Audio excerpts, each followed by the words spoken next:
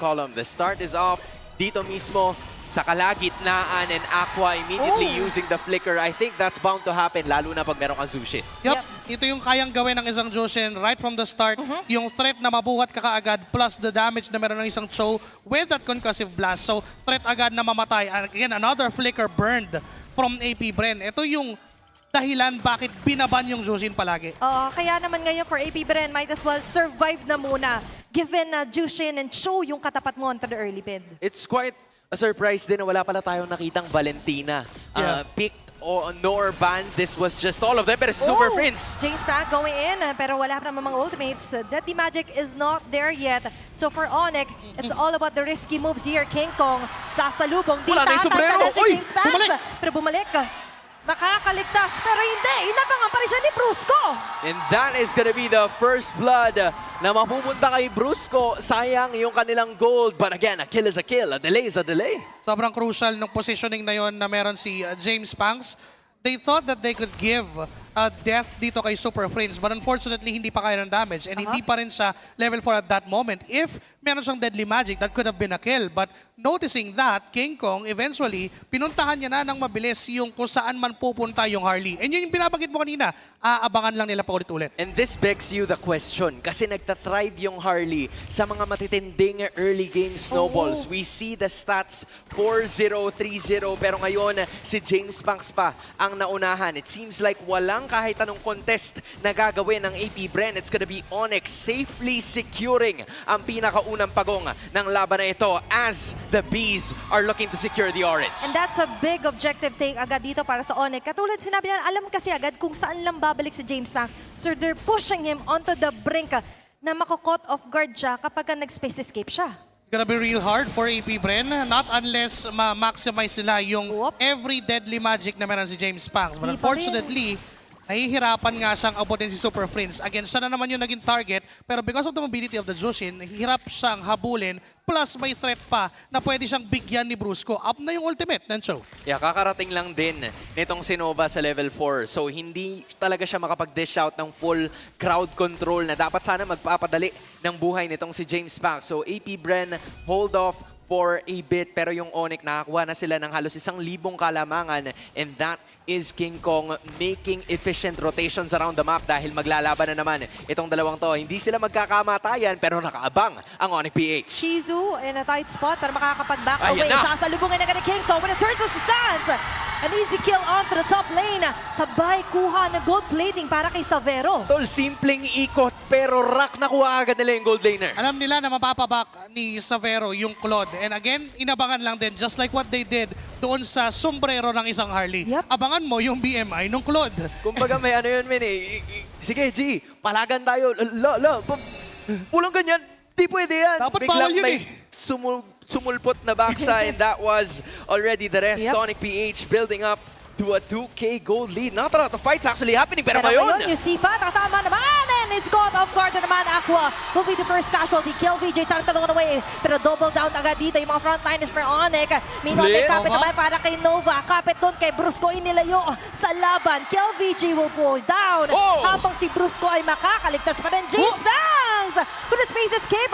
Baraha, hindi napatama kay Kirk. Pero Kirk will double kill, will seal the deal. At makakalamang pa doon ng ONIC. Meanwhile, Aqua umabot na.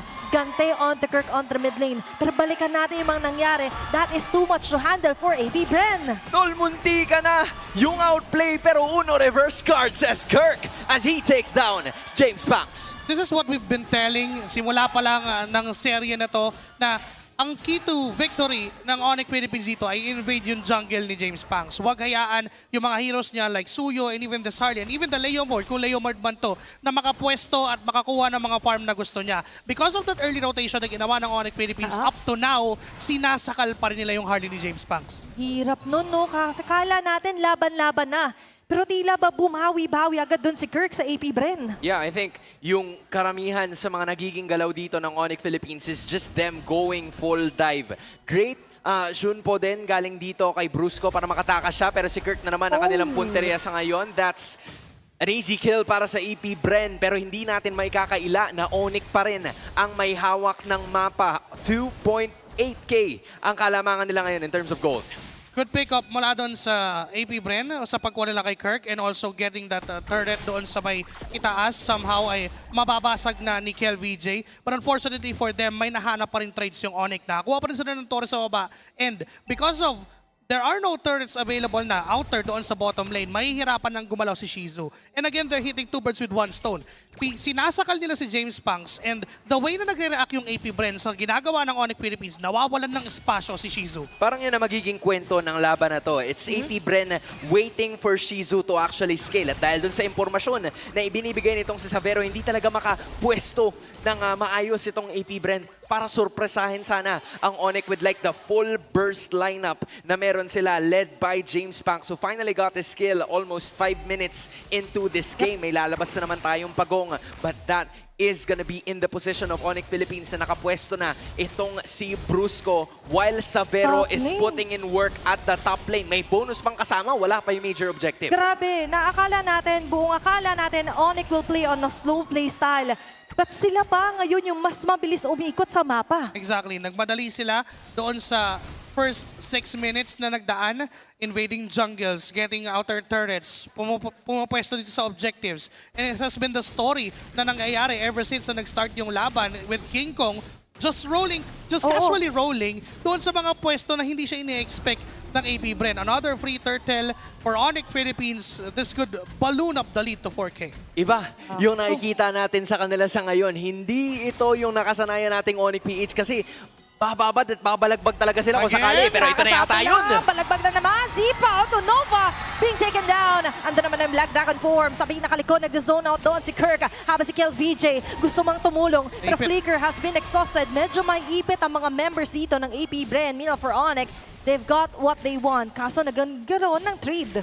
That was a 1-for-1. Nagkapatayan ng dalawang nating mga roamers. But at the end of the day, it's still ONIC trying to go for next. Shizu with a BMI. Roaming around naman si King Kong, but still, they've got the turret sa babentang baba. Yung ginagawa ng ONIC Philippines na to, talagang tinatanggalan nila ng way para makapag-farm up yung mga scaling heroes ng AP BREN. Even James Punks, yung kanyang early 2 deaths, enough na, enough na sinyales na yun na okay. Yung Harley, hirap na nung early. Mahihirapan makabangon yan unless magko-commit sila ng matindi doon sa mga heroes ng ONIC Philippines. And who are you gonna be committing to? Si Savero na may mataas na mobility na every single time nakikita kayo. Si Super Friends na kaya mag-ulti out lang. Si King Kong napakakunat. Even si Brusco, kaya niyang gawin lahat ng yan all because they are on the lead to 5K. And this is the reason why hindi natin super recommended sana yung Harley. But let's see, they might find a window. Pero sila pa yung mahanapan ng butas dito ng ONIC. As Super Friends on the back lane will zone out the rest of the members of AB BREN. Habang si Savero na makakapitan agad ni Nova being taken down. It's going to be a one-man down for ONIC. Meanwhile, tuloy pa rin ang back of the Black Dragon 4. Makakaligtas pa rin members ng AB BREN. That's a one-man down takedown for AB BREN. Wala dito sa kupunan ng AP BREN, and instead, it's gonna be ONIC na malalagasan ng isang buhay, and now it's the B's turn to slowly turn things around. Nakuha na nila yung value nung glue pick as the roam. Hirap na rin gumalaw yung mga backlines, and it's all because of Nova's positioning as well. Kung makikita din natin for AP BREN, isa si Nova sa mga pinakamagtataguyod ng mid-game nila. If mahanap niya yung perfect target niya, that would be Friends or even itong si Savero, ang laki nang mawawala sa damage output ng ONIC Philippines. And kung may iwan naman si Kirk dun sa backline, punishable naman, knowing na merong lapo-lapo din on their side. So, for this Lord take, kailangan lang gawin ng ONIC Philippines dito ay i-turn hanggang sa mapilitan at mapuwersa ang AP BREN. Nanggaling na sa 4.8K ang kalamangan ng ONIC Philippines. Napababa ng AP BREN yan to just 2.5. Meanwhile, a lot of lanes are being shoved sa ngayon nitong ONIC PH at tila hindi nila binibitawan itong unang Lord ng laban na ito as it is down to 50% of its health. At sabi nga natin kay Nova nakasalalay ang gulo, ang mahanap na gulo ng AP BREN. Pero mukhang pati yun ay pinipilit ipalayo ng ONIC.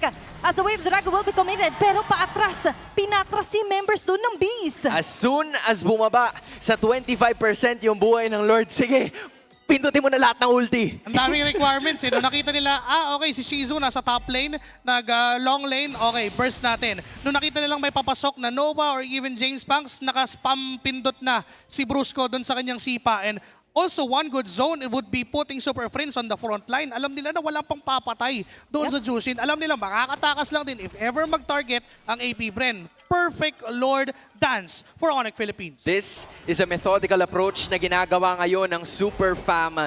King Kong and Super Friends tends to share the damage na ibinibigay nila doon sa Purple as the Lord is already marching down sa may bandang ibaba.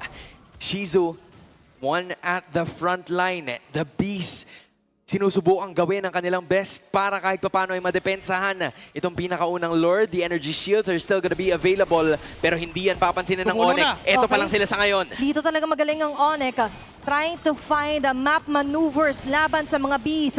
Outer and inner turrets ay mapapabagsak na nila. Even the protection here sa pinaka-base turrets ng EP BREN ay mapapop na rin nila agad. Hirap ng nagiging buhay ni James Pangs kasi if he wants to commit to a certain target, lahat ng target niya kayang mag-dash out ng mabilis. And if ipipilit niya na habulin ng habulin, siya pa yung bibigyan ng ONIC Philippines. Masyado siya maraming threats na kailangan nalalahanin eh. Kailangan niyang isipin yung gulong ni King Kong. Kailangan niya isipin yung sipa nitong si Brusco. At Ito pa. bago pa sila sumubok gumalaw, nandito na si Savero to dish out the information gamit yung Mountain Shocker. So again, the fortunate thing para sa kanila ay nakakadagpalag pa rin naman sila. But Super Friends, makakalahati lang ang kanyang buhay. But he is A-okay for AP BREN. I think the idea here is to find someone to burst down at hintayin si Shizu na makapag-scale. And they have to force it, hindi lang basta hanap. Kasi nakakahanap sila, yes. May mga times na nakikita nila si Super Friends na nasa harap and even Savero. But again, they can't finish off. Nakakapagsimula sila ng pick-off na gusto nila pero hindi natatapos. Why? Dahil isang dash lang, okay na. Buhay na yung ONIC Philippines. Yep. They have to force it and they have to burn a lot of their resources just to get that. And they have to pick their fights. Kailangan din nilang mahanap yung pwesto kung saan komportable itong si Shizu at walang threat sa kanya. Kasi pag dumating na rin itong si Kirk, one Petrify, tanggal yung Blazing Duet kapag wala siyang Purify. Kailangan dito, keyword is instant kill para sa AP BREN. Nakita naman na kay Super Friends, pero Super Friends, super relaxed. He didn't even use the flicker. Pero ngayon, ito yung hindi relax. May nakaabangan, pero nice instinct there para sa AP BREN. Nakaramdam na merong kakaiba. Itong si Shizu right just around the purple objective na meron itong AP BREN. Hindi makukuha ni James Panks yung kanyang purple objective. So tila ginugutom ngayon ng ONIC PH ang AP BREN pagdating sa kanilang mga jungle objectives dahil nakapwesto na rin itong si King Kong towards taking that Lord for themselves. Fortunately para sa AP BREN, wala pa namang nababasag na inhibitors pero dahil sa 4,000 lamang ng ONIC PH, willing si King Kong na hawakan itong Lord. And nakikita rin naman natin kasi yung mga waves ay hindi pa masyado pabor for AP BREN kaya ang dami nilang iniisip dito na problema. Yup. And gagawin lang ng ONIC yung same thing na ginawa nila during Lord 1. Sasayawan ng paunti-unti, hahawak-hawakan ni Savero, may ulti naman siya to check kung nasaan ang AP BREN. The moment Shizu shows himself down bottom lane, it's a perfect time for ONIC Philippines to burst down the Lord. Huling sipat nitong si Nova, 60%. Pero There you kung go. i-burst Kita. down na talaga ng biglaan, CCTV ni Savero is enough to push AP BREN away para makuha ang isa pang Lord ng laban na to. Oh my goodness! You were the one na nakita sa CCTV ni Savero at sobrang laking bagay niyan for ONIC Philippines. As much as AP BREN wants to fight for that Lord, they just can't. Hindi pa kaya ng damage Hindi pa. output ni Shizu. Knowing that meron naman na siyang Trinity, yes. Pero sustainability-wise, I don't think na mabubuhay si Shizu once na mag-dive siya doon sa backline kapag wala doon si Nova. Kapag hindi nakakapanggulo doon si Nova. But the thing for AP BREN also is even James Panks, hirap na siyang humanap ng papatayin ngayon. That is gonna be the question. Nahahanapan nila ng sagot ngayon. O mahahanapan pa ba ng AP BREN dahil kakatok na ang ONIC PH na merong halos 6,000 kalamangan in this fight. Ang goal ay patumbahin yung kanilang mga inhibitors pero tila ba yung isa ay bumagsak na si Super Friends. Gumalaw na rin. Okay, nangunguna na agad dito. Sa may banda si James Panks, even connecting the deadly magic onto Kirk pero hindi sapat. That's not an instant kill yet. At ngayon naman magiging showtime para sa ONIC as Brusco goes in with a Way of the Dragon. Nova agad matutumba. Lasakop sila agad dito sa parasukata na real world revelation ni Aqua pero wala mamamatay sa side ng ONIC Philippines. Instead, sila pa yung makakakuha ng dalawa. Super Friends with a double kill.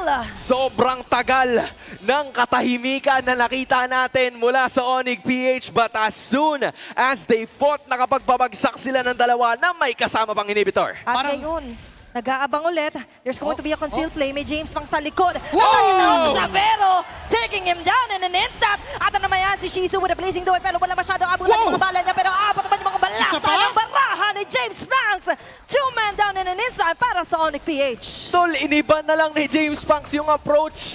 Nasanay sila na nanggagaling ako sa harap. What if likuran ko naman sila ngayon? Yun yung pang ano niya, pang 337,164th move. Oh, wow. Sa page yun, sa page. Oo, sa page. Okay. Okay, sa libro niya. Nakita niya na, teka, walang nag-check, hindi nag-ulti si Savero, edi bigyan, nakita niya sa likod mag-isa ngayon ang AP BREN is trying to get what they can against ONIC.